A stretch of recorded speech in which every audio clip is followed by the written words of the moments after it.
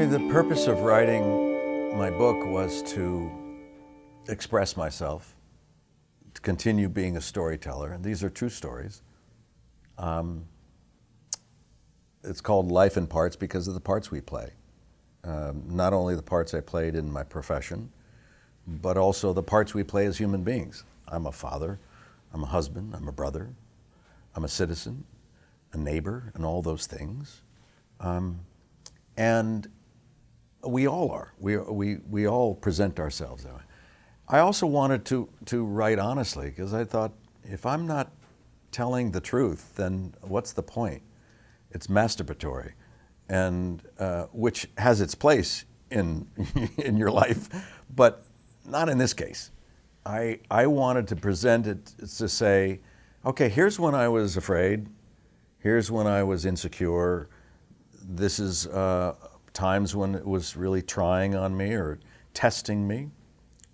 The two incidents that you mentioned, I was married once before to a lovely young woman who we weren't suited for each other, and we separated, we parted ways, and out of that 4-year togetherness, I was newly single, and within a month or so, I was in an audition and I met this woman named Ava, whose name I changed.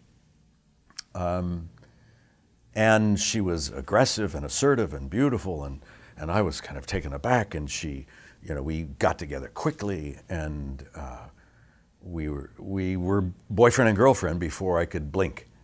And then I realized there was something off about her. And what was off about her is that she was addicted to drugs. But I never knew exactly what kind of drugs. I was really very ignorant about drugs because I was on that track to become a police officer, and I just never indulged. I'd smoke pot once in a while, but it was never my thing, so it didn't appeal to me. And I've never done any other drug than that. So I was very ignorant on that, but I noticed her behavior was different, and it would go through all kinds. She would be sweating one moment, and then she's fine, and then she's down, and then she's up, and it's like there's something very strange going on. And I tried to get out of the relationship, and she was so powerful, she refused the breakup. When I decided I was going to break up with her, I thought of the possible scenarios. She could be angry, she could be pleading, she could be agree with me, yeah, I think it's best we should break up. There could be any number of things. And I thought about how I would react depending on what reaction she would give. The only thing that I didn't count on is that she said no. Just calmly said, no, we're not breaking up. I don't know what to do with that. And she was so aggressive and assertive that she just kept pulling me into her life, and it was crazy. It's a longer story, but she started stalking me and showed up at work. I was working on a soap opera at the time in New York, and she showed up at work, and she was thrown out of the studio, and she would leave these messages on my answering machine. In those days, this is the early 80s, and threatening me that she was going to have me killed. And when I least expect it, she'd say, I can find you anytime. Look, I was on the floor of your show. That's how easy. And it really, she's right. And she was very smart. And it was like, oh my God, at any moment she can have someone just kill me. And she said specifically that. The one Achilles heel that she had was that she loved her mother deeply. And I had met her mother a couple times, and she's a lovely lady. And one time I picked up the phone. I usually didn't answer the phone. I picked up the phone, it was her, and I went, oh God. And I just told her, I said, look, Ava, don't ever call me again. Leave me alone. No more threats. I have all these threats on my answering machine. If you continue with this, I will tell your mother. I will let your mother listen to your threatening my life. Silence on the phone.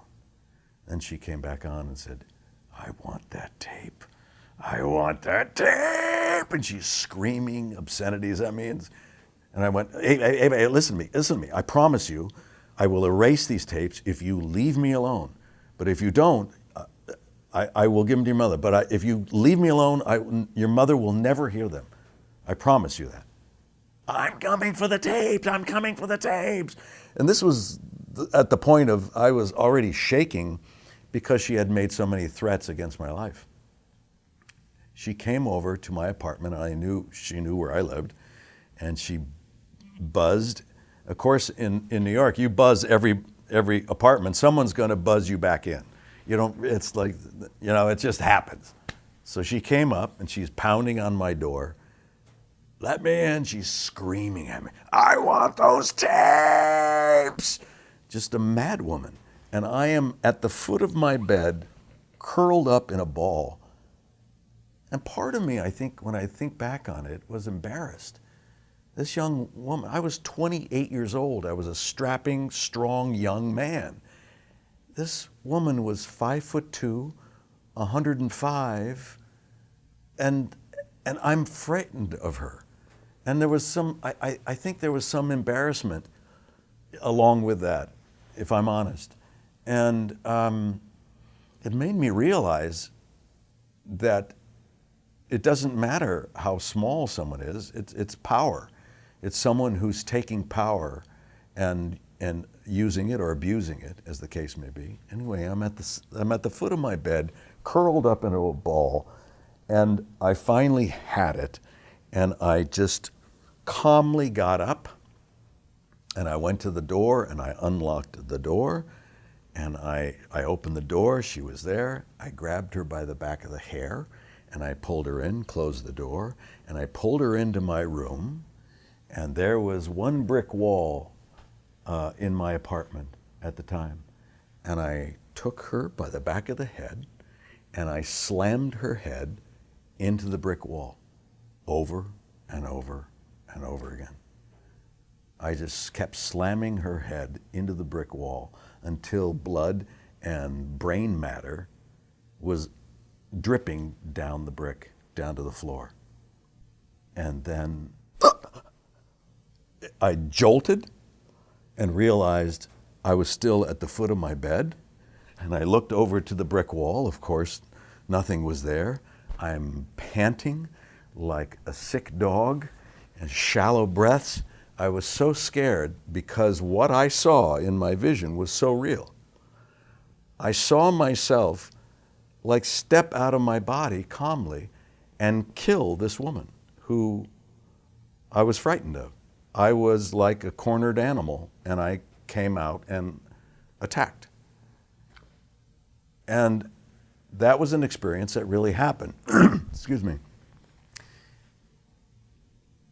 I used that in Breaking Bad. When I felt I got so angry at Mike, I could kill him.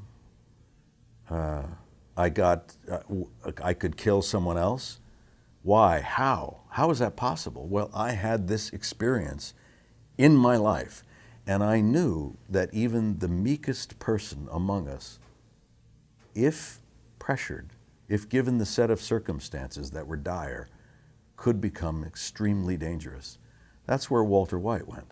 He became extremely dangerous to himself, to others, because of a condition that he was in. He felt he was forced into a certain place that he had to defend himself.